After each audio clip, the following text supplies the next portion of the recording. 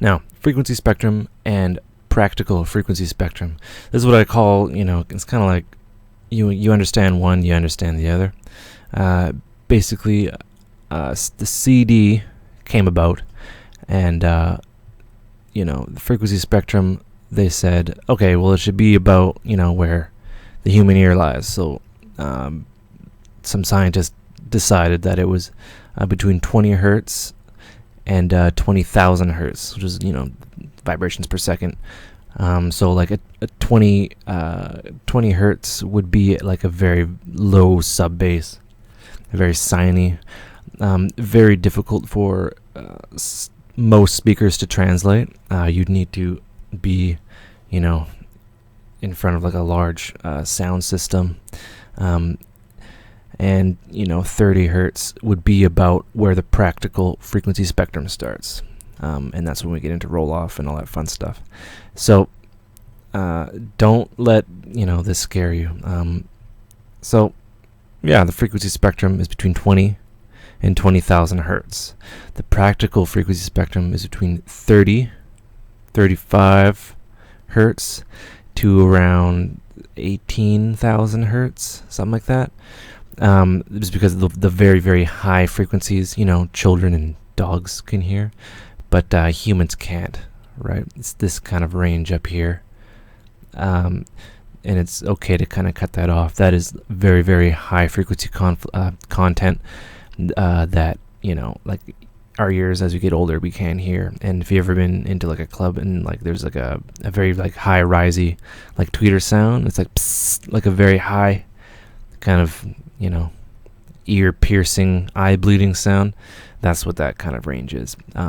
It's not I guess it's not it's frowned upon to cut that one part off, but I usually do sometimes. Cleans up the mix, gives you more headroom, and basically everyone rolls off at around 30 hertz at the low end.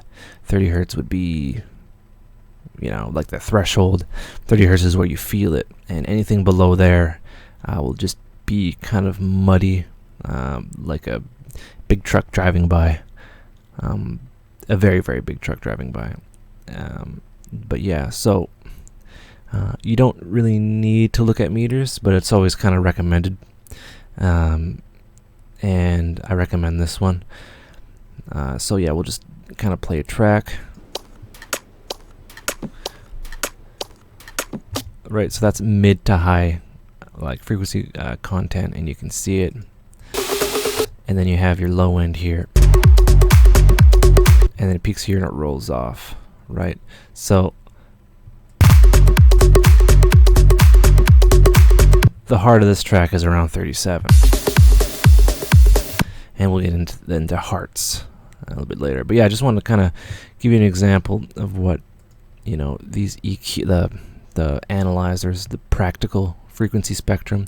I'll give you an example with this one. So generally, you'd have a piece of music, and you'd say, okay, well, I want to make sure the headroom's there's lots of headroom, and I want to go bandpass with a sharp brick wall, right? So, you can't hear this. You can hear this.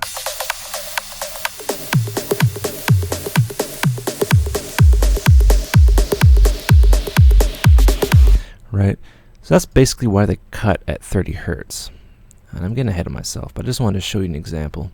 You say, well, what's the practical... I'm showing you what the practical frequency spectrum is. It's practical. So we'll go to this one. Don't worry about any of this. Oops. Maybe I should worry about it. And practical frequency spectrum of this.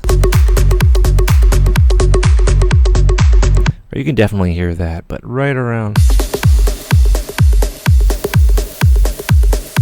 Right around here, my ears don't really pick it up.